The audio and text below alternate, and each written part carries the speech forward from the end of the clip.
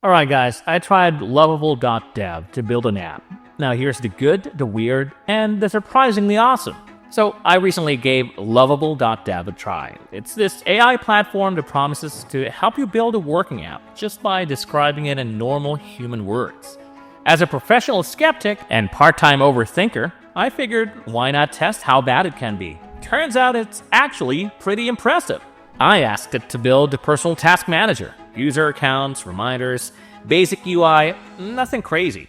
Instead of spitting out a random template, it asks smart questions like, should users get deadline notifications, mobile first or desktop? Do you want authentication or do you trust the internet way more than you should? By the end of the chat, it generated a real app skeleton. Not just lorem ipsum nonsense, a legit starting point I could actually deploy, customize, and expand. Quick facts, they don't really scream at you from the homepage. Free accounts get 5 credits every 24 hours. Each credit equals 1 feature you generate.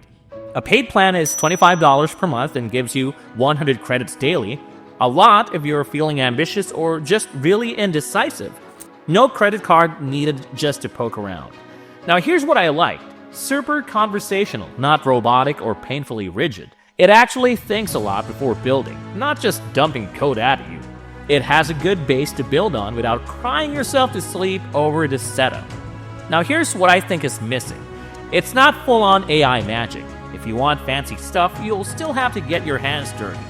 UI design options could use a glow-up. Right now, it's more IKEA starter kit than Apple showroom. The bottom line, if you want to throw an idea at an AI and see it turn into something real without selling your soul or your free time, it's honestly a pretty cool tool. Here's the link if you want to check it out.